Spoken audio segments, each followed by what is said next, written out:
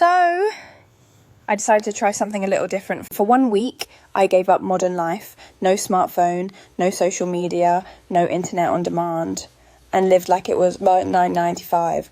No Google, no texting, no streaming, just a landline phone and newspapers, a stack of VHS tapes, and the sweet, slow life of the mid-90s. And let me tell you, it was way harder than I expected, but also kind of amazing. Let's rewind a bit. Why 1995? Well, 1995 was this weirdly perfect time. The internet technically existed, but it wasn't really part of daily life yet. Cell phones were rare. People still wrote letters. If you missed a call, oh well, they'd call back. And I was curious, what would happen if I unplugged from today's hyper-connected, always-on world and stepped back into a time when life was slower, quieter, and honestly, maybe a bit more real? So, here's how it went. Day 1.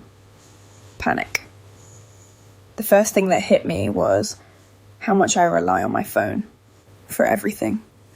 Waking up, I had to buy a digital alarm clock. Getting directions, had to print out a map.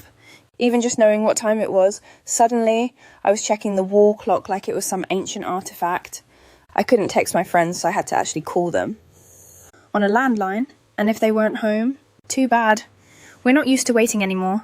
And wow, that hit me hard. Day 2. The silence. I didn't realise how loud the internet is until I turned it off. No notifications, no pings, no endless scroll. It felt like someone had turned the world's volume down. It was uncomfortable at first, but then strangely peaceful. I found myself doing things I hadn't done in years. I sat and just read. Not tweets, not posts, actual books. I listened to an entire album from start to finish, without skipping.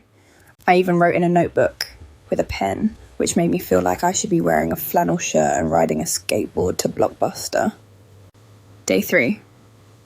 The boredom hits, and then disappears. This was the turning point. I was bored, like 1995 bored. You know, the kind of boredom that forces you to get creative. So I went outside, I took a walk without tracking my steps, I talked to a neighbour, I even went to a local library. Yes, an actual library. And here's the thing, I started to feel present. Not distracted, not anxious, just in the moment. It was like my brain stopped buffering. Day 4 to 6. Deep conversations. Real focus. Without texting, I had longer, more intentional conversations. I called my parents and actually listened. Without being able to Google every random thought, I had to sit with my questions. I had to think deeper. And I noticed that my attention span, stretching back out, I wasn't jumping between tabs or switching apps. I could focus for hours. It felt like my brain was healing from constant information overload. Day 7. The weird part, I didn't want to go back. Now, don't get me wrong, I missed the convenience of modern tech. I missed knowing the weather in 2 seconds or being able to message someone instantly. But I didn't miss the white noise. I didn't miss the endless barrage of opinions, updates, and dopamine traps. I didn't miss the pressure to constantly be doing something, posting something and checking something. Living like it was 1995 reminded me of something really important. Life doesn't have to be optimized. It doesn't have to be captured. It doesn't have to be shared to be meaningful. Sometimes the best moments are the ones no one else sees. So, would I do it again? Honestly, yes. Maybe not full-time, but I've started building 1995 moments into my days. Phone off, no internet, just being present. It's like a reset button for your mind.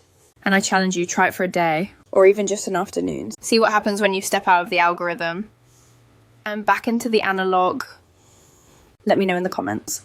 What would you miss most if you had to live like it was 1995 for a week? Next up, you should check out the video on your screen right now. You're going to love it more than your own grandmother's baking.